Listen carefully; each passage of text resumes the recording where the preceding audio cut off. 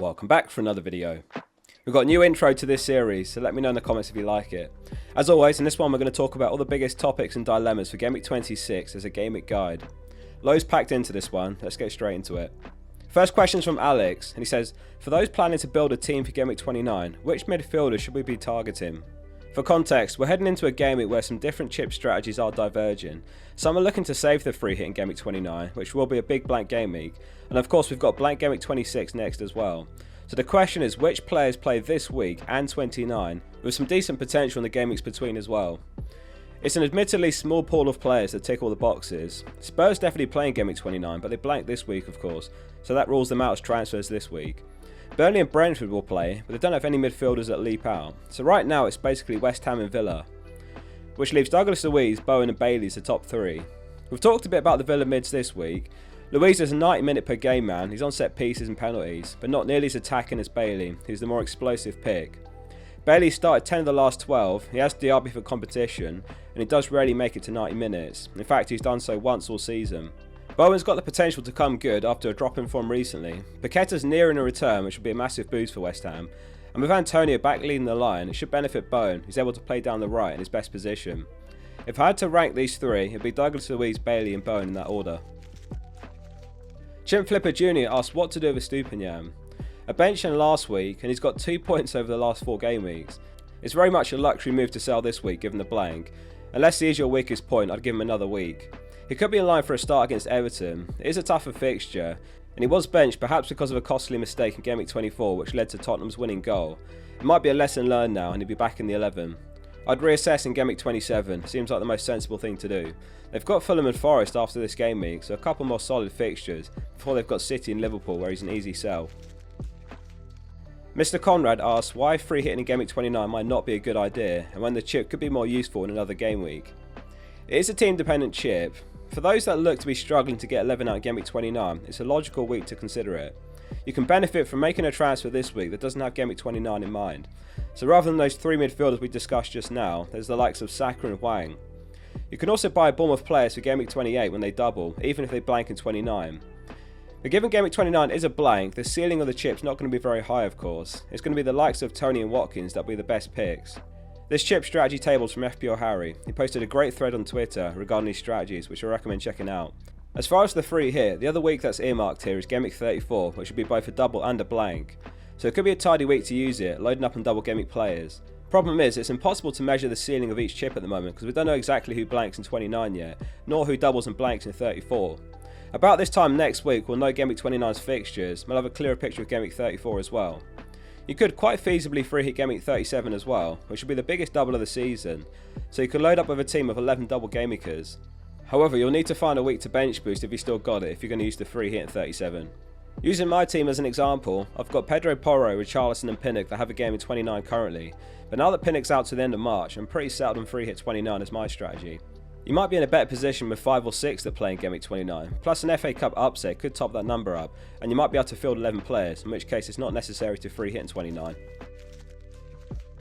One Direction says their team's in dire straits after Gameweek 25, and they ask whether to suffer until Gameweek 29 or to wildcard after 26.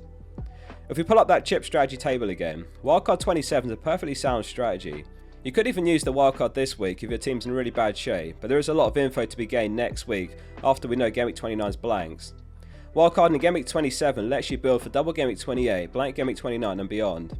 I'd only consider wildcarding this week if your team's in bad shape and you can't fix it with a couple of hits. But with that in mind, I've thrown together a Gameweek 26 wildcard team. It's Martinez in goal, a back four of Senesi, Gabriel, Pau and Dalot. In midfield it's Hee-Chan, Garnacho and Saka, and up top Haaland, Watkins and Solanke. On the bench, Neto, Son, Doughty and Richarlison. Now this team's only got 5 players that currently play in Gameweek 29, so it's not ideal, but you do have several free transfers between now and 29, and of course there's still the option to free hit in 29 if you still got the chip. One thing that's perhaps gone a bit under the radar is Man United and Luton assets, which you can essentially hedge against one another. So if Man United beat Forest in the FA Cup, then United will blank, but if Forest beat Man United, or if Luton beat City, which is obviously less likely, then Luton definitely play in Gameweek 29. So this team's got a strong chance of either Dalot and Garnacho playing in Gameweek 29 or Doughty.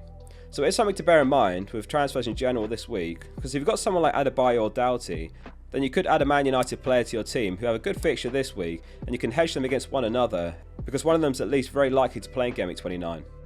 Let's have a look at the experts transfers from the data submitted this week so far. The full video is going to drop on Friday, so make sure you subscribe for that. Here's some of their top moves this week. At the moment, Hwang's their most popular transfer in, with many selling Jota, who of course blanks this week and now he's injured for a while.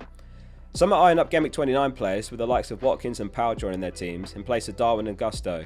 Darwin's also making way for Solanke this week, with the double Game Week 28 just a couple of weeks away. Despite Porro definitely playing in Game Week 29, a few have sold him this week. Dawson's been picked up by a couple of experts. Home to Sheffield United this week, so very good clean sheet potential and a lot of aerial threat on him. Man United are home to Fulham and Everton in the next three, so some are selling Diaz for Garnacho.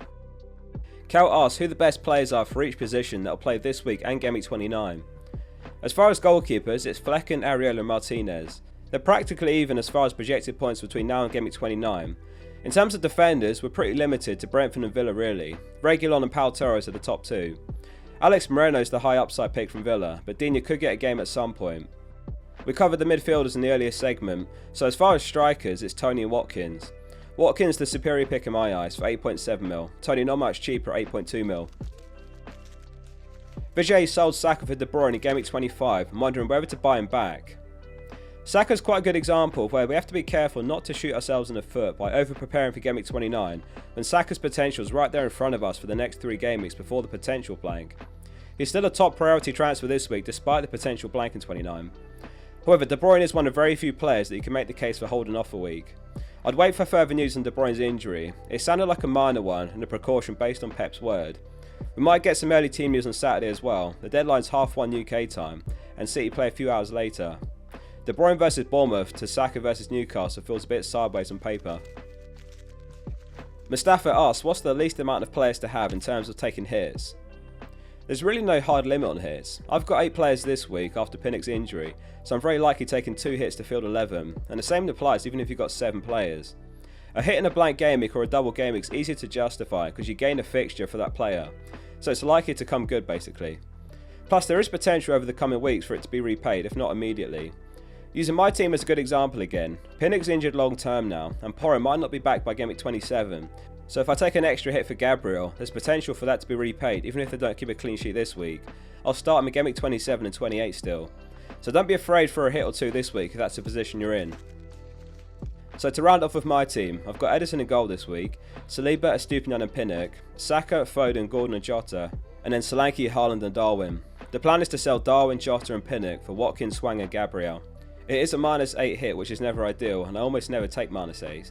The plan was to take a -4, but Pinnock's injuries forced my hand. This at least sets me up nicely for 27 onwards, where I'd probably roll the transfer in 27, and then make a decision on Bournemouth players for Game Week 28 when they double. The likes of Senesi and Neto could come in with 2 free transfers, and then free hit Game Week 29, and then reassess after that with regards to the wildcard. Game Week 31 could be a nice time to use it to set off for the remainder of the season. Thanks very much for watching this video, and hit subscribe if it was helpful. See you soon for the next one.